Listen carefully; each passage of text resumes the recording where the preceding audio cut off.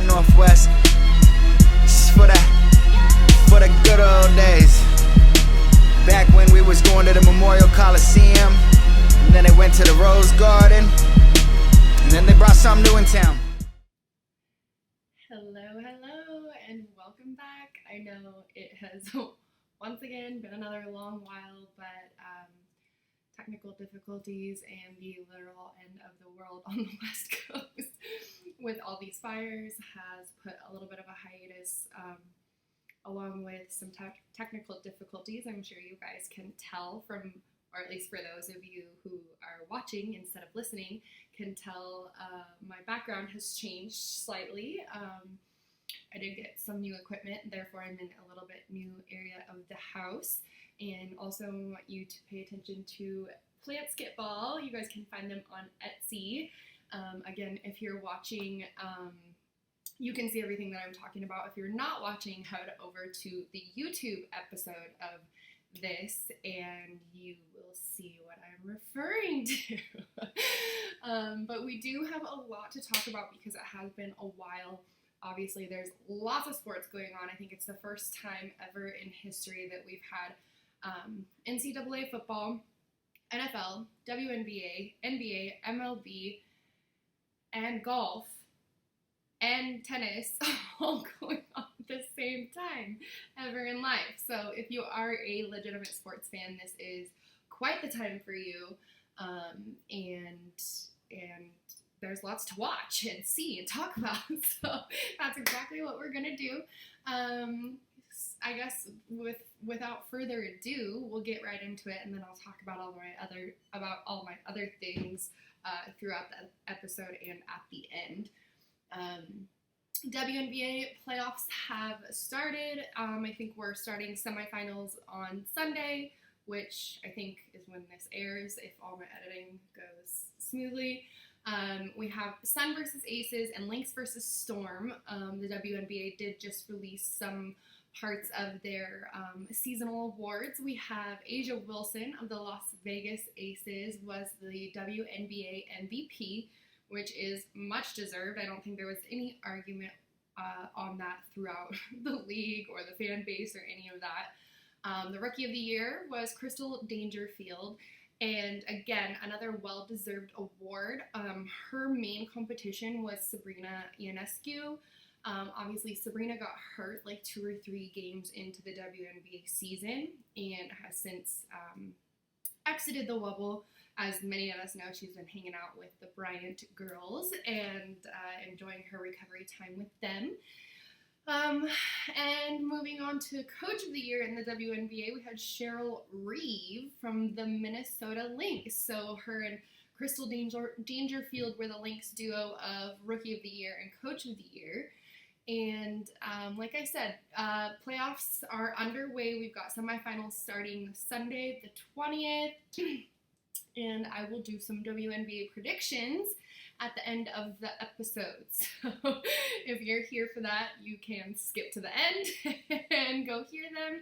And if you're not here for that, then we will move on to the NBA. As we all know, the Blazers, the Bucks, the Raptors, and the Clippers were all sent home. I think that Miami has quickly been edging out as the favorite over Boston.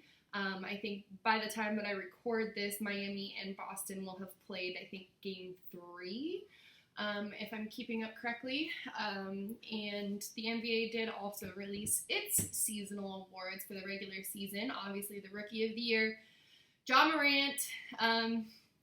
I am on record, I believe, saying that Zion was going to end up getting Rookie of the Year over Ja, but obviously that just did not pan out. That was a very cold take on my part, and Ja deserves it. I think that the main argument here for a lot of us was that Zion just did not play enough games to be considered, and the games that Ja did play, he was one of the exponential favorites on the court, no matter who his team was facing. So definitely, like I said, well-deserved. Defensive Player of the Year was Giannis.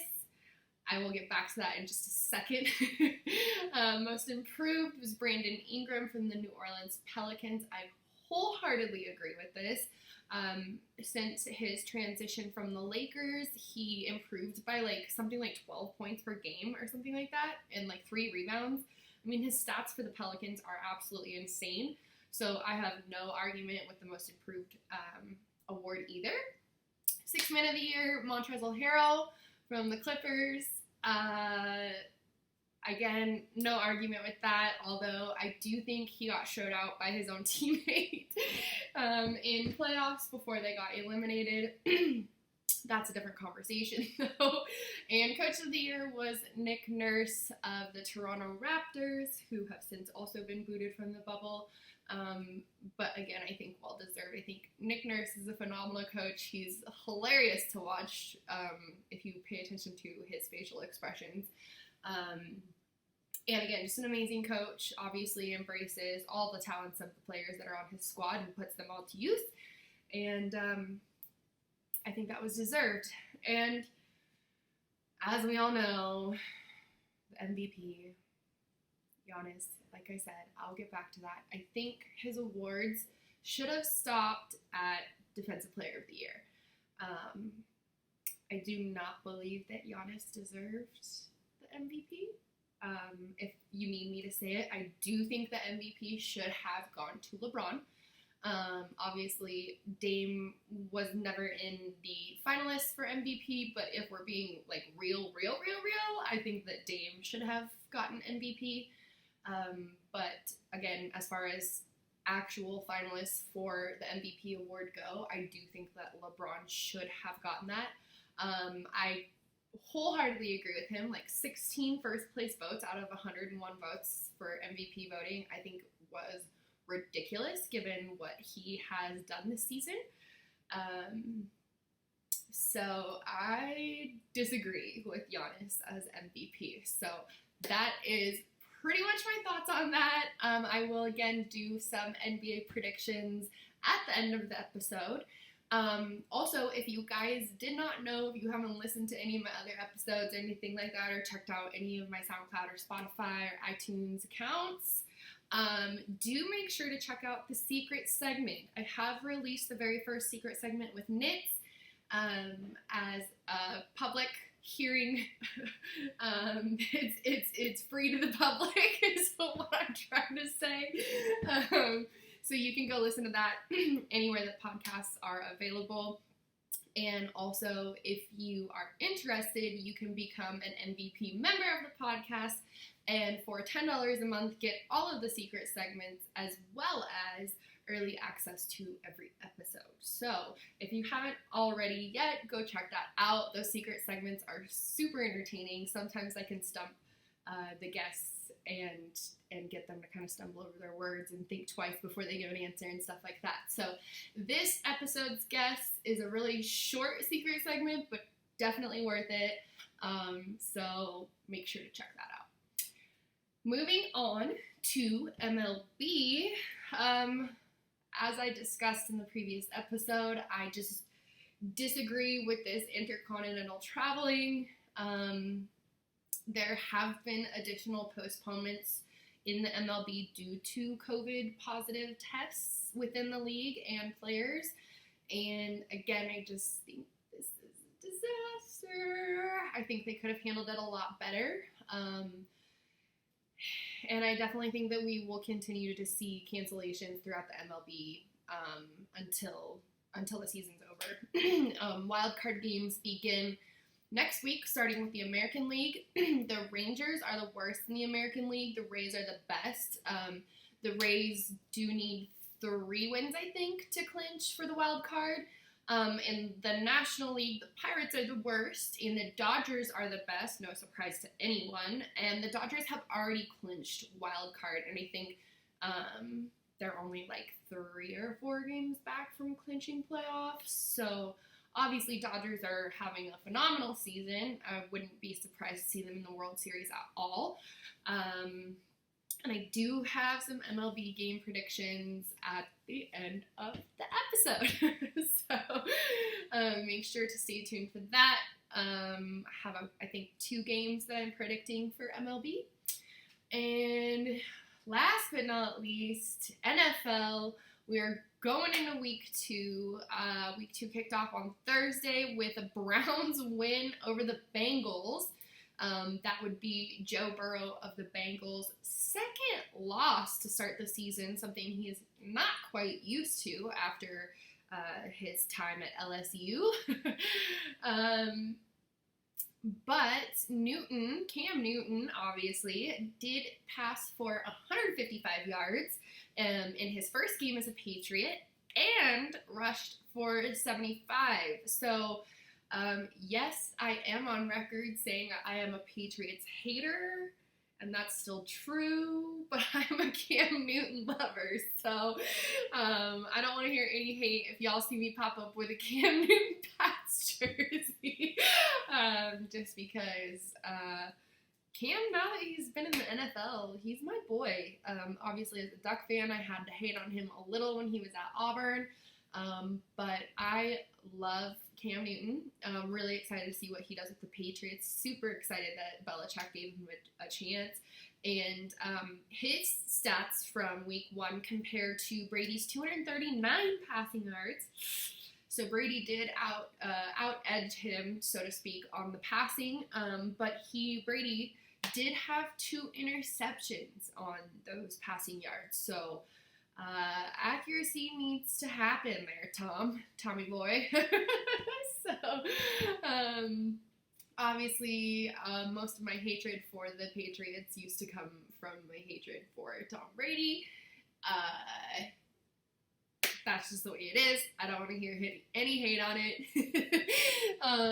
But like I said, I mentioned just a minute ago when I was talking about the secret segment, this episode's interview guest is the awesome Buster Scher from Hoops Nation, one of the largest hoops accounts on Instagram.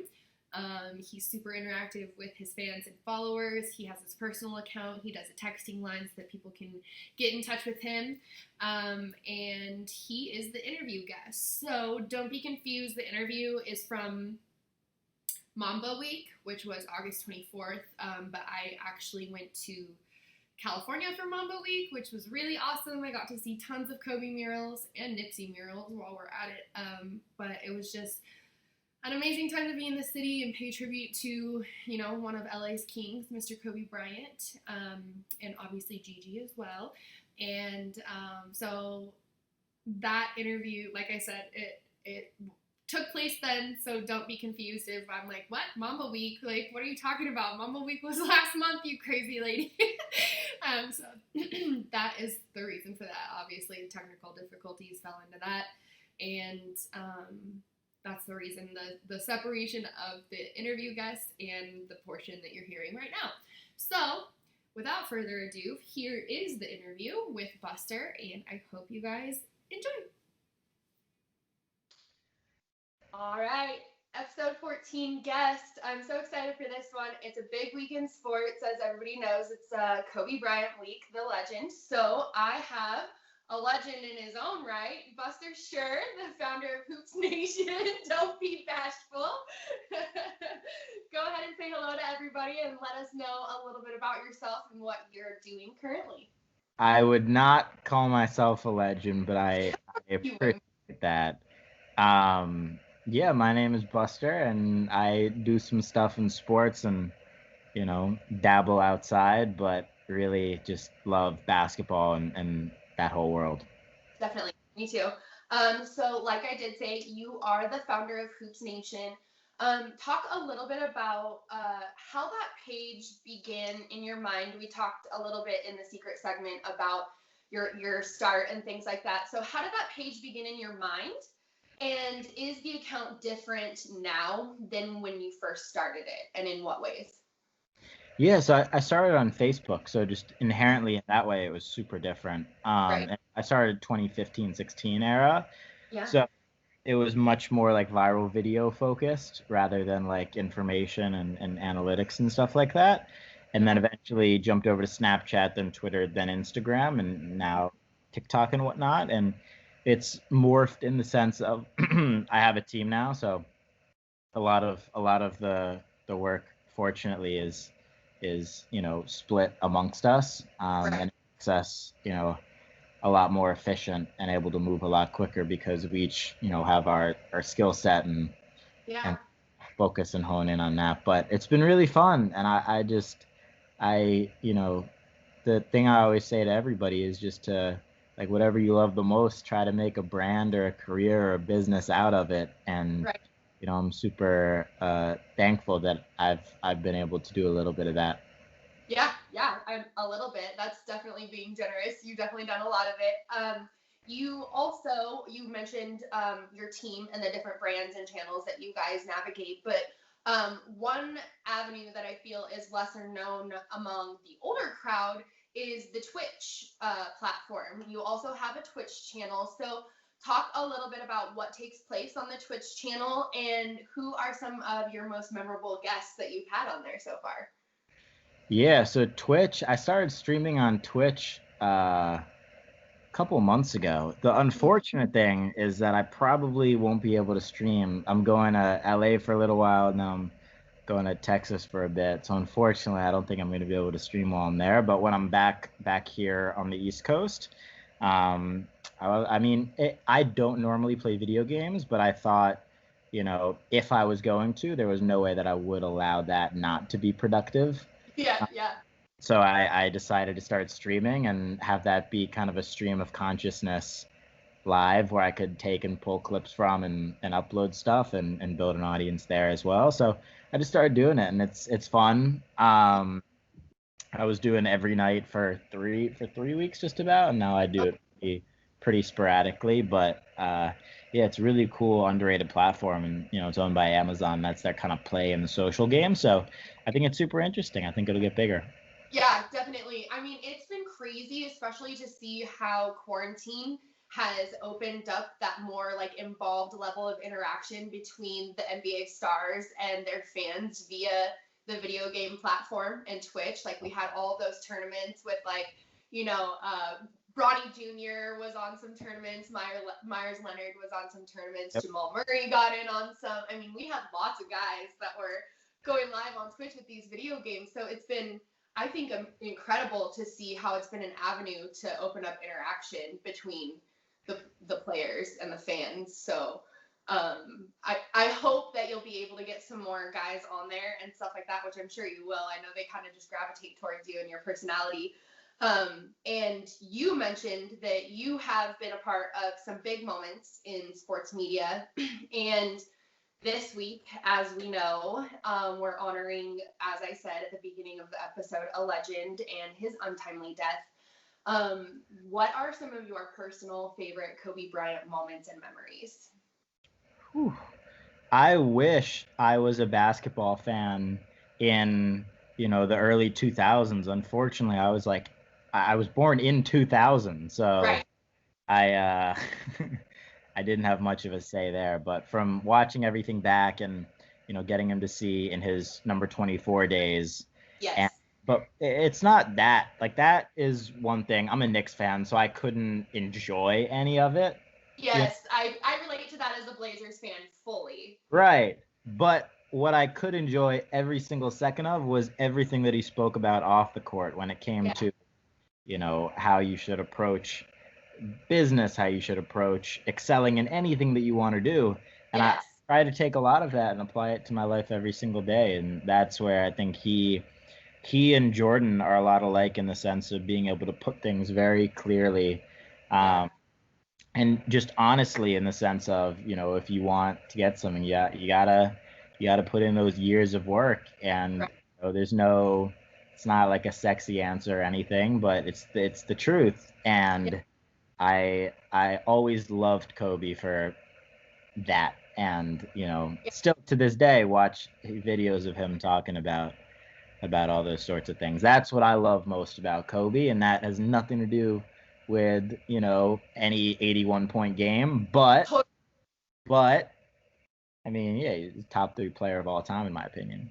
Well, and I understand what you mean is it's not necessarily tied to a specific moment, but several moments tied together of him consistently and repeatedly being A, inspirational, and B, leaving a legacy behind that can be inspirational to generations and generations. You know what I mean? I mean, like you said, there's people out there who didn't even really get to watch him as a player, but because he is who he is and he has, left us so many moments that get to be played back in sports media that, we get to take all of those things he said with us. So I like what you said in the way that you said that, and that it's more encompassing of all of the different things that he said. I really like that. So, as we all know, the NBA bubble has presented us some very irregular circumstances.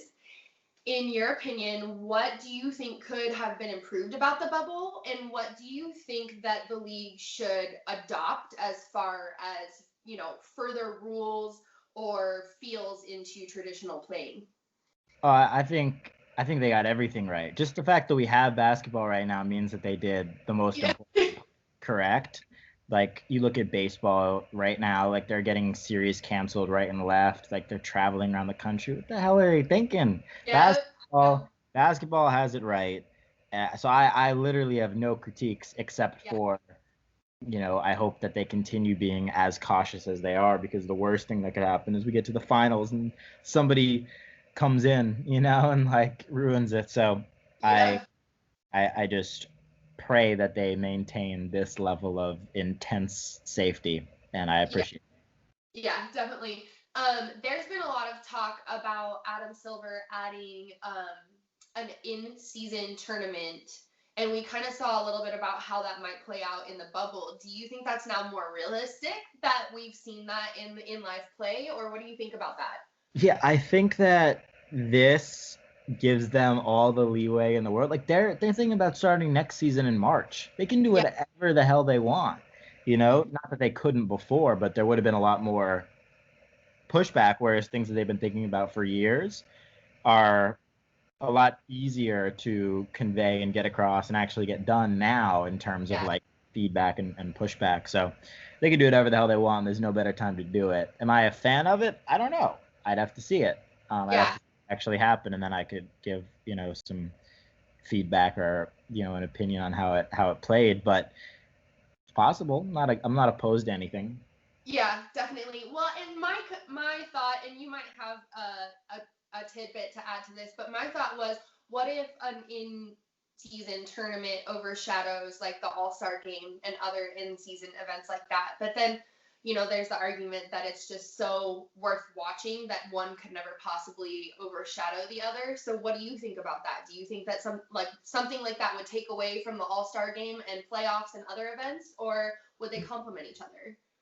I think the attention that you see on leagues during the summer, like let's say like the Drew League or other leagues, that the amount of people that pay attention to those and just want basketball, like we'll watch NBA players playing pickup games, people will watch anything. It's a more barrier situation when it comes to the best basketball players in the world and the NBA stage. Yeah. So I really don't see how it could be too much of a negative unless it increases any level of risk of injury. That is the only downside, in my opinion. That's the only thing I worry about with guys. Like, that was one of my biggest concerns heading into the bubble, is that guys weren't ready to go and guys were going to get hurt. But thankfully, that hasn't really happened. Yeah, we've been lucky to see minimal injuries, so that's been really nice. Kind of switching back to more the social media side of things, you were one of, I guess, in the influencer era, kind of one of the first that had a really big account. I mean, you have 1 million followers. So did you enjoy being accessible to fans? Obviously, you started the text line. That's how I was able to get in touch with you to secure this interview. So what made you decide to start the text line, and what was it that made you want to keep being so open with the fans of the page? I think, a lot of it is personal brand based. That's where a lot of my goals are. More so, like, Hoops Nation is my baby, my brand, and I love it. But, a lot of my goals are around just wanting to help people and motivate people. And the best way to help people, especially when it's doable is to be accessible. So that's one Yeah. of the reasons why I wanted to do that, both on the basketball front. I just think more communication between everybody, the better. Totally. And if I can help somebody, I'm gonna help them. I'm not like if I can, I'm not gonna help somebody if I can do it, and I don't need anything in return. That's just how I like to think because Yeah. again, my goals are to help people. So that's Totally. achieving my goal, you Yeah. know? That's why I wanted, these open lines of communication, and that's why I approach things the way I do. Yeah. How has the text line? I think you were like one of the first like sports influencers to do the text line. I've seen a couple other people in the sports media world do their own. So how has that been for you? Have you actually made some more connections with that and had have you had funny conversations? Like tell us You a little know, bit about what goes it's on the hotline. It's barely manageable right now because when I send a text, I get a few thousand responses. Right. So I can't really go through every single one, but sometimes I'll be able to respond to, one or two times to somebody, and usually I'll say, to contact me elsewhere. But text is, I love it. I Yeah. have a ton of fun doing it, and yeah, I mean, usually the more lengthy conversations that I'll put in like a special tab and save are when people need help figuring something out, and then I try to be there. Yeah, that's awesome. I know you posted some really funny responses about like things you've asked questions about and people Yeah. respond, their sarcastic responses about certain things and stuff like that. So I'm sure it's definitely interesting to say the least for you to get some of those responses. But I've um, put some weird messages in there. I'm not gonna lie, definitely some weird ones, some questionable words, and people saying things that they probably would not say uh, if they thought that I was actually reading it. right, yeah. You're like, okay, I actually see these things, so. Or I'd be like, "Oh, my bad, bro. My brother stole my phone." That's Yeah. funny. Well, I personally think that's awesome. Obviously, like I said, that's how we were able to connect. So as long as it doesn't pose too much of like craziness for you, I think you should keep doing that because I think that's a really, really cool platform and another awesome way that you've discovered to connect with the fans of the page. So thanks for doing that. Thanks for being there to help me. I'm so glad I saw. I'm so glad Me I too. saw it. Me Yeah. too. So obviously NBA playoffs have been a wild ride. If you had to pick two teams to predict that will be in finals, who are you picking as of right now? Raptors, Lakers. Wow, just that rapid fire. Why? I mean, that was my prediction before. I'm not going to change. Okay. Gotta, Okay. I gotta stick to my guns there. And Lakers showed up. Raptors definitely been showing up, and that's how I see it playing out. Okay. All right. Well, I'll definitely be hitting you on the text line if it goes down different. Definitely gonna talk my shit, especially being a Blazers fan. We're like gunning for that number one spot, I, literally. I love Dame. I'm pumped about it. I should somewhere. I got some Damian Lillard basketball cards around. I bought a bunch a few weeks ago and sold them privately. But Dope. so I've been appreciative of Damian Lillard's play.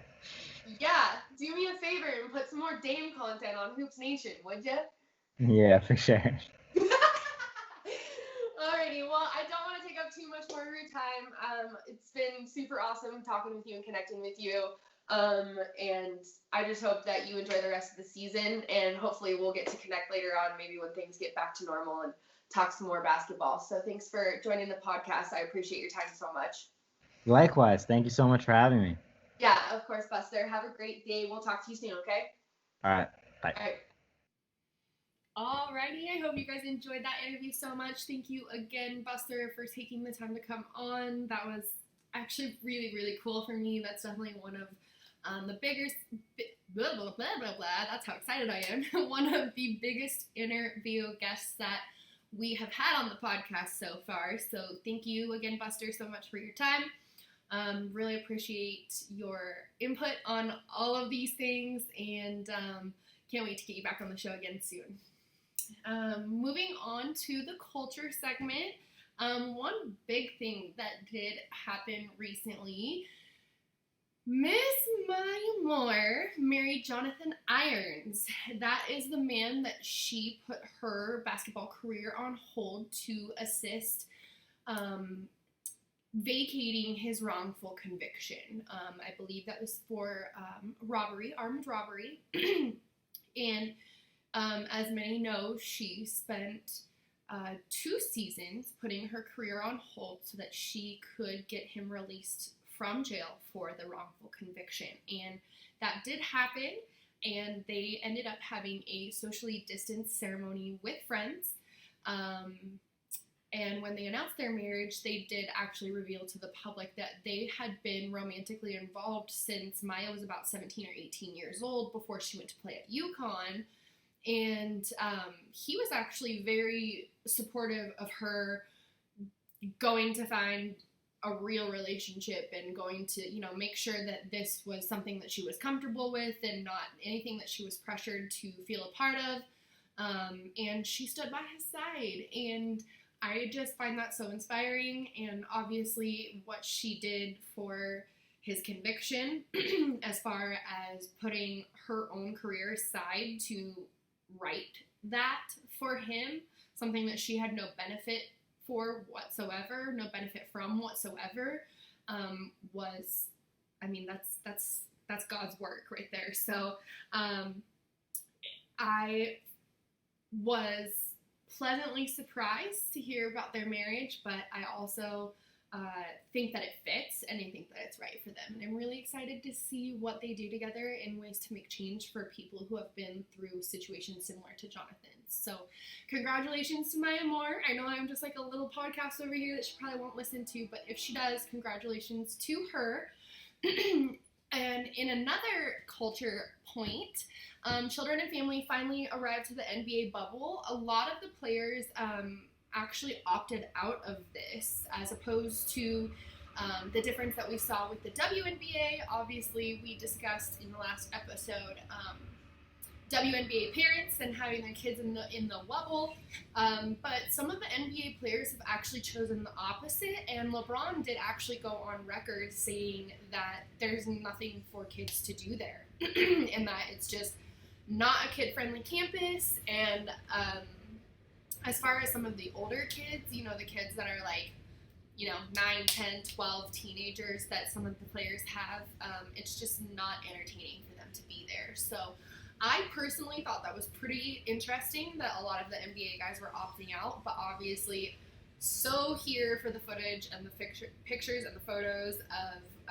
like Deuce Tatum and all of these cute little kids seeing their parents for the first time since their dads have all been in the bubble, and just very heartwarming content. And I definitely understand both sides of it. So that was one culture topic that I wanted to talk about, just because we did touch on kids in the bubble in a previous episode. So moving on, the last culture topic that we have is kind of a controversial one here, but I did want to include it for the sake of conversation and thought. But NCAA football. Big Ten announced its return on October 24th is when they will resume play. And then following that, about 2 days following that, the Pac-12 decided on a season, they will decide on a season start this week, but they will determine if that will happen before January 1st or not. The rumored target start date for the Pac-12 is November 7th.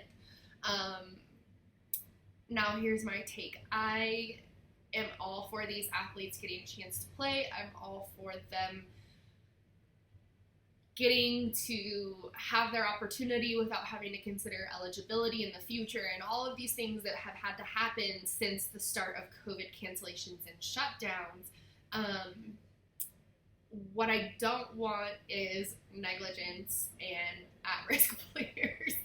I am still all for no fans. I'm all for limited, very, very limited amounts of distance fans if they insist on doing it. and I'm all for player testing every single day. Every single day before these guys go to practice, when they're in contact with each other and literally breathing in each other's faces, they need to be tested. So I just hope this is done the right way. I'm all for the comeback of football, but I just don't think that it's worth putting players at risk for the opportunity.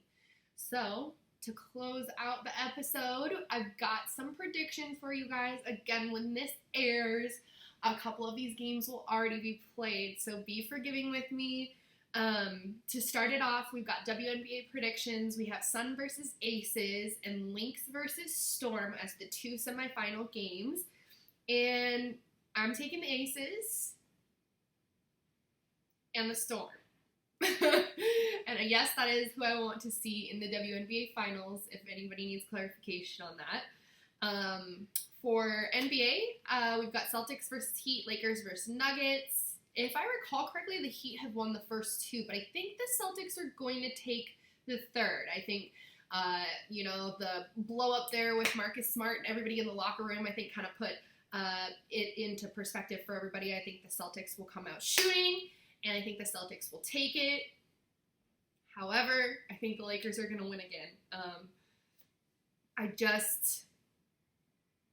I know that Nikola Jokic and Jamal Murray are powerhouse together, but I just don't think they have what it takes to beat the Lakers. So we'll see what happens, but I'm going to take Lakers on this game and for the series. Let me back up, though, to Celtics and Heat.